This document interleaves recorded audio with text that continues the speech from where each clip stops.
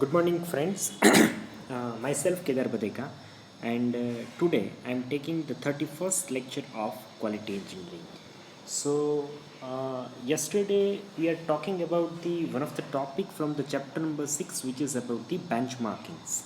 And in yesterday's lecture, I will complete the part 1 of this topic, which is about the benchmarking.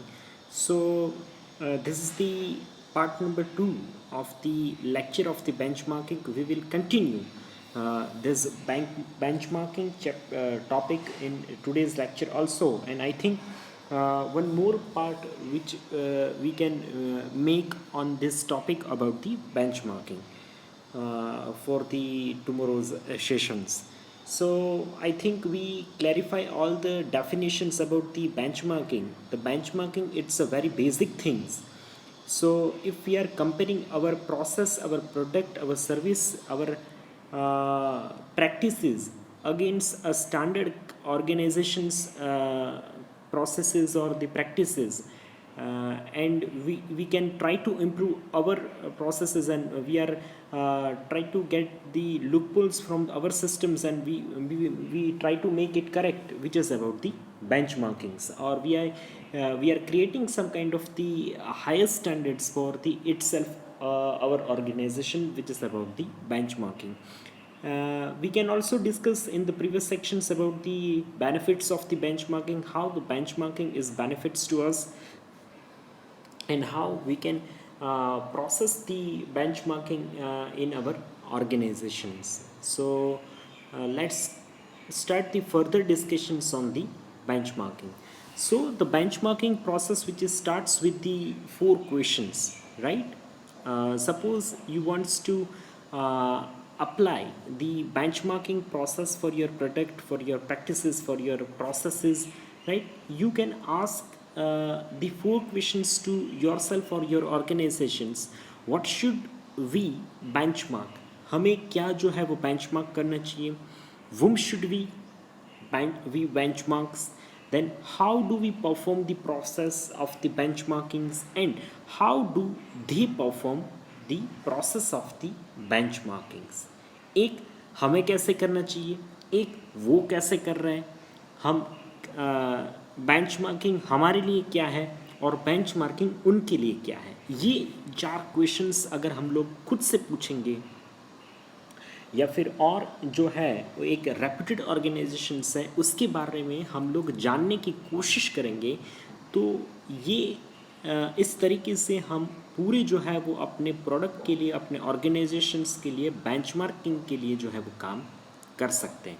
आप future में अगर किसी भी industries के अंदर आप जॉब कर रहे हो, राइट, और आपको वहाँ पे जो है वो बेंचमार्किंग जो है वो आपको परफॉर्म करना है, राइट, किसी भी प्रोडक्ट के लिए, किसी भी प्रोसेस के लिए, अपने प्रोजेक्ट के लिए इवन आप ये चीज़ कर सकते हैं कि what is the benchmarking accordings to you in your projects, right. You are comparing your process, your product, and which comparing with the standard high performance product. So this is the benchmarking. You can ask these four questions to related about you, your product and your processes. So the benchmarking process have categorized into the two categories, the two main categories, which is about the benchmarking standards and benchmarking practices. While the benchmarking standard is have some kind of the uh, further discussions into that benchmarking standards, which is the benchmark gap, right? What is the basic benchmark gaps? Second, which is about the how much gaps are there in your benchmark standards, then where is the gap, and when it's gap, which is what created. While the benchmarking practices are further classified into the three categories also, how to close the gap, right. आपने अपने product के standards के अंदर loopholes, gap जो है वो find out कर लिए, राइट. आप अपने प्रोडक्ट जो है, आप अपना प्रोजेक्ट जो है उसके अंदर जो भी डिफ़िकल्टीज़ है, जो भी प्रॉब्लम्स है, जो भी गैप्स है, वो आपने फाइंड आउट कर लिए. अब उसके बाद आपका क्या ड्यूटी बन जाता है, आप कैसे उस गैप जो है, आप कैसे उस प्रॉब्लमेटिक थिंग्स को जो है वो अपने प्रोजेक्ट के अंदर से दूर कर सकते हैं, अपने प्रोडक्ट के अंदर से दूर सकते हैं. First you have to improve the knowledge, second you have to improve the practices, and third you have to improve the processes. These are the three factors. With using this you can improve this all this gap. First you have to improve the knowledge, आपको अपने product के knowledge को improve करना पड़ेगा. Second thing you have to improve the practices, आपको अपनी जो quality practices है उसको इम्प्रूव करनी पड़ेगी. Third thing you have to improve the processes, आप जो भी प्रोसेसेस इस प्रोडक्ट के अंदर जो है वो परफॉर्म कर रहे हैं उस सारी प्रोडक्ट की प्रोसेसेस को जो है वो आपको इम्प्रूव करना पड़ेगा. Then both the benchmarking standards and the benchmarking practices is combined at the one stage, which is about the management commitment, right? Your management, your organization management have some kind of the commitment about the product quality, right? आपका जो भी organisations का management है, if you are the part of that management, you have a strong commitments about this benchmarking processes. Then the organizations have a good communications to share this knowledge or share these processes to the top managements, to the small member who are related to the these practices and their processes. You have to share this all the activities of this with the organization communication. So you have to improve your organization communications. You have to sharpen your communications with the benchmarking processes. And the third, which is the employee participations, this is very important task in any kind of the practices. If the persons who are giving the small percentage of contributions to the product, which is also the part of this systems, and the everybody should have to participate in this benchmarking processes, and everybody's contribution is valuable contributions in the benchmarking process. So the employees participation is very much crucial in the benchmarking process. So we can summarize that the benchmarking processes, which is categorized into the two categories, which is the benchmarking standards and benchmarking processes practices, and these are both are summarized in the form of the management committee, which are concluded in the form of the management communications, management commitments, and then it is further related to the organization's communications and the employees participations. So the benchmarking process and its 5 stages. There are the 5 stages of the benchmarking process. You have to adapt and improve these stages. The first, you have to decide what to the benchmarking, what to do in the benchmarking. आप किस चीज़ को, आप क्या चीज़ को जो है वो benchmark जो है वो करना चाहते हैं. First, identify the benchmarking partners. आपको जो भी इन्वॉल्व है इस प्रोसेस के अंदर, आपको जो है जो भी प्रोसेसेस, जो भी पर्सनस, जो भी who are the interrelated of this process of the benchmarking, you have to identify all of them. Then gather the informations. आपको उसके बारे में सब कुछ जो informations है, सब कुछ आप जितना informations इसके बारे में निकाल सकते हो वो सारा informations आपको इसके बारे में निकालना है. Then after getting the information, you have to analyze those informations. Where is the gap of the benchmarkings, right? You have to find out these some kind of the gap in the benchmarking process, whether you are after you are collecting the informations from all the benchmarking partners, and then you have to implement those practices after the corrections, after the analysis of that. So this is the process of the 5 stages process of the first. You have to adapt, second which is about the adaptations, and third which is about the improvements. After the implementations, you have to check that improvements, check analysis that kind of the implementations with the practices. So first, which is about there are the process 5 stage which is concluded. First, we have to decide what we have to do in the benchmarkings, right? What things we have to do in the benchmarking. Second, which is about to identify the benchmarking partners. third which is about the gather the informations, fifth which is about fourth which is about the analysis, and fifth which is about the implementations. Now the benchmarking process is have some kind of the categories, some kind of the process steps, like the first step which is about the plan. First, what we have to plan in the benchmarking process, first we have to select the process in which process we have to perform the benchmarking. First of all, we have to select that benchmarking process. First we have to select any kind of the process. Now we are form a team for that. इसके बाद हम लोग जो है इसके लिए जो है वो एक टीम बनाएंगे. Now we have to understood all the documentations and the processes. अब ये सारी टीम जो है वो मिल बैठ के क्या करेगी, ये सारी टीम जो है वो मिल बैठ के एक काम करेगी जिसको हम लोग बोलते हैं, इस चीज़ को आपने जो भी प्रोसेस सेलेक्ट किया उसके बाद आपने टीम बनाई. अब ये टीम जो है ये सारी प्रोसेस जो है वो बैठ के समझेगी किस तरीके से ये परफॉर्म हो रहा है, फिर उसके डॉक्यूमेंटेशंस को देखेंगे, फिर उसको एनालिसिस करेंगी पूरी प्रोसेस को, right. And the fourth step which is about establish the performance measure. अब आपको जो भी यहाँ पे परफॉर्मेंस मेजर्स जो है उसको एक एस्टैब्लिश करना है. what the things which is going on in this process. Now the second step of this benchmarking process which is about the search, Now the search process, what we have to do, what we have to search in this process, which is first which is about listing the criteria for the partner selections. हमें जो है वो कुछ criterias है उसको find out करना है, उसको नोट डाउन करना है. Listing the criteria for the partner selection. हम किस पैमाने से जो है वो गुजर के हम लोग जो है वो अपने पार्टनर का सिलेक्शंस करते हैं. Second, the conduct the generals and secondary research. First of all हमें क्या करना पड़ेगा कि हमें जो प्रोसेस जो है वो जिस चीज़ को हमें परफॉर्म करना है वो चीज़ है we have to conduct the generals and secondary research. हमें एक basically general and secondary research जो है वो हमें इस प्रोसेस के बारे में हमें करना पड़ेगा कि what's the things which is going on in this process. Third step which is about decide the level to benchmark. आपको जो है वो एक लेवल जो है वो डिसाइड करना है कि हम किस लेवल तक जाके जो है वो बेंचमार्किंग प्रोसेस को करना चाहते हैं.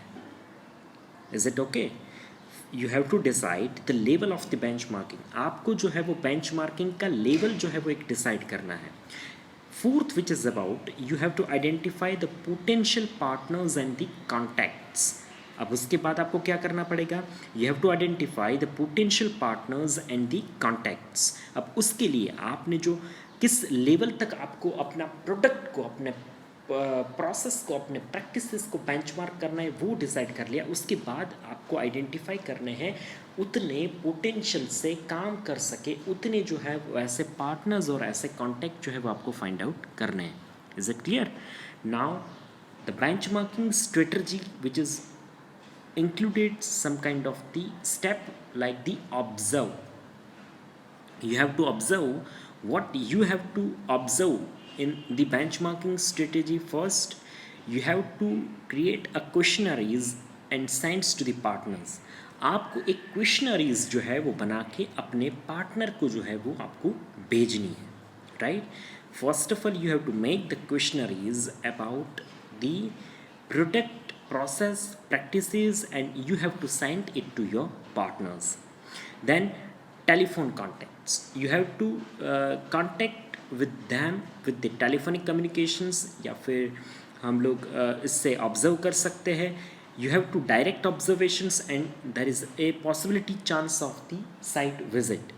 You have options of the direct observations and the site visit. आप ऑब्जर्व को क्या करेंगे, first you have to set the questionnaires to the partner. आपको अपने जितने भी पार्टनर्स हैं उनको क्वेश्चनरीज करनी है. वो इस स्ट्रेटजी के जो भी क्वेश्चंस है उसको फाइंड आउट करने की कोशिश करेंगे, वो चीज़ को ऑब्जर्व करेंगे. आपने जो भी ऑब्जर्वेशंस के बारे में जो क्वेश्चंस निकाले हुए हैं वो सारे जो क्वेश्चंस हैं उसको वहाँ पे ऑब्जर्व किए जाएंगे, फिर आपको उनको टेलीफोनिक कांटेक्ट करना है. If it is possible you can observe this things directly और with the site visit also.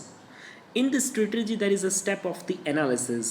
What is happening in the analysis? First step about the analysis of the short of the informations and the data. You have to short out the informations and the data which is related to the product, process, practices, and the service.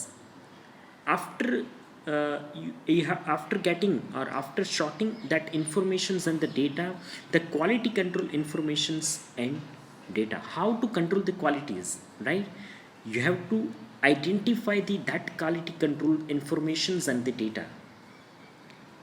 You have to control that quality of that informations and the data.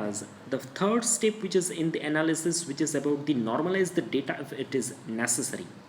आपको जो भी आपको data मिले हुए उस सारे data को आपको जितना पॉसिबल हो सके उतना जो है वो नॉर्मलाइज करने की कोशिश करनी है. इफ़ इट इज़ नेसेसरी, आप सीधे उस चीज़ को समझ सकते हैं, then it is no issue. आप उस चीज़ को हर एक को समझा नहीं सकते, या फिर उस स्टेप को डिफ़िकल्टीज़ है किसी को समझने में, तो आपको उस चीज़ को जो भी इस प्रोसेस में जो भी सारे लोग जो इन्वॉल्व हैं वो लोग को आप समझा सके उतने लेवल तक उसको आपको जो है इस चीज़ को जो है इस इंफॉर्मेशंस को जो है इस डेटा को जो है वो आपको नॉर्मलाइज कर देना है. Then the fourth which is about the identify the gap in the performance level. आपको अब अपने जो भी आप एनालिसिस करेंगे इस डेटा से, आप के पास डेटा है, आपके पास स्टैंडर्ड्स है, अब आपको जो है वो यहाँ पे आइडेंटिफाइज करना है कि इस प्रोसेस के अंदर क्या गैप्स रह चुके हैं, क्या गैप जो है वो आपने इस प्रोसेस के अंदर सिर्फ लुक फोल्स के हिसाब से फाइंड आउट किए हैं. तो गैप आप फाइंड आउट करेंगे उस परफॉर्मेंस लेवल के हिसाब से. Is it clear? So you have to identify the gaps in the performance level. आपको उस परफॉर्मेंस लेवल के हिसाब से आपको जो गैप्स जो है वो फाइंड आउट करना है. Then identify the causes of that gaps. अब आपको ये आइडेंटिफाई, ये सबसे टास्क एनालिसिस के अंदर जो सबसे इम्पोर्टेंट फैक्टर निकल के आता है ये फैक्टर है. You have to identify the causes of that gap. किस वजह से ये जो गैप जो है वो आपकी प्रोडक्ट, आपकी प्रोसेस, आपकी प्रैक्टिसेस, आपकी सर्विस में क्रिएट हो रहा है, उसकी कॉजेस जो है वो आपको आइडेंटिफाई करने रहते हैं, right? And the strategy have the third step in the benchmarking strategy which is the adaptations या फिर adapt. First identify the improvement opportunities. आपने जैसे ये सारे कोजेस फाइंड आउट कर लिए, तो आप अब क्या करोगे कि आप फाइंड आउट करोगे उस कोजेस से उस कैसे उस गैप को जो है वो हम लोग रिमूव कर सकते हैं. अब आपको एडेप्टेशंस के अंदर जो है वो जो चीज़ करनी है वही चीज़ करनी है कि आइडेंटिफाई द इम्प्रूवमेंट अपॉर्चुनिटी. कहाँ कहाँ पे किस किस गैप के अंदर हम इमीडिएट बेसिस के ऊपर जो है वो इम्प्रूवमेंट कर सकते हैं. तो आपको उस इम्प्रूवमेंट जहाँ पे पॉसिबल है वैसी सारी जो है वो अपॉर्चुनिटीज़ जो है वो you have to find out that kind of the opportunities in the benchmarking strategies. Second which is about the set the target for the improvements. जो इमीडिएट बेसिस के ऊपर जो है वो पॉसिबल्स थे उसको आपने उसी वक्त पे शॉर्ट आउट कर लिया, उसको उसी गैप को आपने उसी कोजेस से जो है वो सीख के अडोप्ट करके सॉल्व कर दिया. The second which is about the set the target for the improvements. आप किस चीज़ के ऊपर जो है वो एक टारगेट तय करिए कि इतने मेरे पास जो गैप है वो मैं इन जो गैप्स जो है वो निकल के आ रहे उसको मैं इतने वक्त के अंदर आपको एक टारगेट सेट कर देना है कि इतने प्रोडक्ट के बाद ये गैप को हम लोग रिमूव कर देंगे. Then you have to developed a implementation plan, monitor it progress. अब यहाँ पे सबसे एनालिसिस के अंदर जो है वो एडेप्टेशंस के अंदर सबसे ज़्यादा इम्पोर्टेंट चीज़ जो है वो निकल के आती है, वो चीज़ है आपको एक इम्प्लीमेंटेशन प्लान बनाना रहता है आपकी प्रोडक्ट के बारे में. आपने जो भी चीज़ एनालिसिस की, जो भी एनालिसिस से डेटा निकाले, राइट, जो भी आपने गैप फाइंड आउट किए, जो भी आपने आइडेंटिफाई जो कि अपॉर्चुनिटीज़ के जहाँ पे इम्प्लीमेंटेशंस इम्प्रूवमेंट का इम्प्लीमेंटेशंस हम लोग कर सकते हैं, उस हिसाब से, इस सारी इन्फॉर्मेशन के हिसाब से आपको एक इम्प्लीमेंटेशंस का प्लान बनाना है कि हम यहाँ इस गैप के ऊपर इम्प्लीमेंटेशंस जो है वो डेवलप कर सकते हैं, इसको चेंज कर सकते हैं, इसको इम्प्रूव कर सकते हैं. After the implementation plan you have to take that implementations. आपको वहाँ पे वो इम्प्लीमेंट स्टार्ट कर देना है. जैसे आपने इम्प्लीमेंटेशन स्टार्ट कर दिया तो आपने किसी भी प्रोसेस को अगर स्टार्ट कर दिया तो सबसे चीज़ होता है उस चीज़ को आपको मॉनिटर करना कि जैसा आपने किसी भी चीज़ के अंदर प्लान किया था वैसे ही तरीके से वो चीज़ जो है वो परफॉर्म हो रही है कि नहीं हो रही है. राइट. तो आपने इम्प्लीमेंटेशंस तो कर दिया, डेवलप पूरा प्लान आपके पास रेडी है. आपने जैसे एग्ज़ाम के लिए टाइम टेबल बना दिया, हर एक डेज को डिवाइड कर दिया, हर एक सब्जेक्ट को उस डेट के वाइज डिवाइड कर, तो आपको फिर टाइम टेबल के साथ जो है वो आप 2-3 दिन में एक बार मॉनिटर भी करते हैं ना कि मैंने ये सब्जेक्ट को जो है वो 5 दिन दिए थे, पर अभी 5 दिन के अंदर तो मेरे अभी 5 दिन तो ख़त्म होने के है, फिर भी मेरे 3 चैप्टर बाकी है. सो ये आपको उस प्रोग्रेस को जो है वो एक वक्त पे जो है वो आपको मॉनिटर करते रहना होता है. एंड द फाइनल रिपोर्ट, अब उस हिसाब से आपको उस चीज़ का जो है वो फाइनल रिपोर्ट जो है वो बनाना रहता है. What are the approaches to the benchmarkings, right. क्या क्या जो है वो अप्रोचेस रहते हैं बेंचमार्किंग के लिए. The first which is the externals and internal benchmarkings. इतने सारे जो है वो अप्रोचेस के ऊपर से जो है वो बेंचमार्किंग किया जाता है. तो बेंचमार्किंग करने के जो अप्रोचेस रहते हैं, there is a first approach which is about the internal and external benchmarking. Second approach which is about the performance और द कम्पिटिटिव बेंचमार्किंग. तो ये बेंचमार्किंग दूसरी तरीके से आप बेंचमार्किंग करते हैं परफॉर्मेंस और कॉम्पिटिटिव बेंचमार्किंग्स के ऊपर. The third which is about the functional and the generic benchmarkings. जो third category of the benchmarking है वो है किसके बारे में है, तो वो है इसके बारे में जहाँ पे एक फंक्शनल एंड जेनेरिक बेंचमार्किंग आप प्रोडक्ट, प्रोसेस, प्रैक्टिसेस और सर्विस के बारे में करते हैं. Next which is a strategic benchmarking. उसके बाद जो बेंचमार्किंग का कैटेगरीज आता है वो है स्ट्रेटेजिक बेंचमार्किंग. तो जहाँ पे आप स्ट्रेटेजिक तरीके से किसी प्रोडक्ट, प्रोसेस के बारे में बेंचमार्किंग को आप परफॉर्म करते हैं. The third which is about the process benchmarking. अब किसी आप प्रोसेस के लिए जहाँ पे बेंचमार्किंग करते हैं तो जैसे आपको कास्टिंग हो गया, कास्टिंग के अंदर इन्वेस्टमेंट कास्टिंग हो गया, तो आपने उस इन्वेस्टमेंट कास्टिंग प्रोसेस के लिए जो आप बेंचमार्किंग प्रोसेस को परफॉर्म किया which is counted as a process benchmarking, right. Then the next which is about the international benchmarking. उसके बाद जो बेंचमार्किंग आता है वो आता है इंटरनेशनल स्टैंडर्ड के हिसाब से. अगर किसी भी चीज़ का बेंचमार्किंग होता है तो उसको जो है वो इंटरनेशनल बेंचमार्किंग जो है वो बोला जाता है.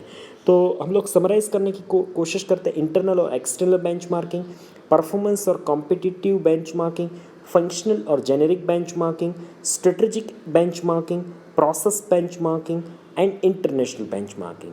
तो इतने अप्रोचेस के हिसाब से जो है वो बेंचमार्किंग की एक्टिविटी जो है वो की जाती है. हम इस एक्टिविटी को जो है वो नेक्स्ट सीरीज़ ऑफ लेक्चर्स के अंदर थोड़ा डिटेल में और समझने की कोशिश करेंगे. आज की लेक्चर के लिए हम इतना यहाँ पे जो है वो हम अपना लेक्चर जो है वो स्टॉप करते हैं. नेक्स्ट एक और पार्ट इस बेंचमार्किंग के ऊपर लास्ट पार्ट बनेगा और जहाँ पे जो है वो बेंचमार्किंग का आपका टॉपिक जो है वो ख़त्म हो जाएगा. तो इस टॉपिक को मैं थोड़ा आपको डिटेल में समझाने की कोशिश कर रहा हूँ कि ये टॉपिक जो है वो आपको आपकी वर्किंग लाइफ के लिए बहुत ज़्यादा इम्पोर्टेंट है. नॉर्मली ऐसे एक्टिविटीज़ जो है वो इंडस्ट्रीज़ में आप अगर क्वालिटी के अंदर काम कर रहे हैं तो ये चीज़ आपको क्वालिटी डिपार्टमेंट के अंदर काम करने के लिए बहुत ज़्यादा यहाँ पे इम्पोर्टेंट हो जाती है.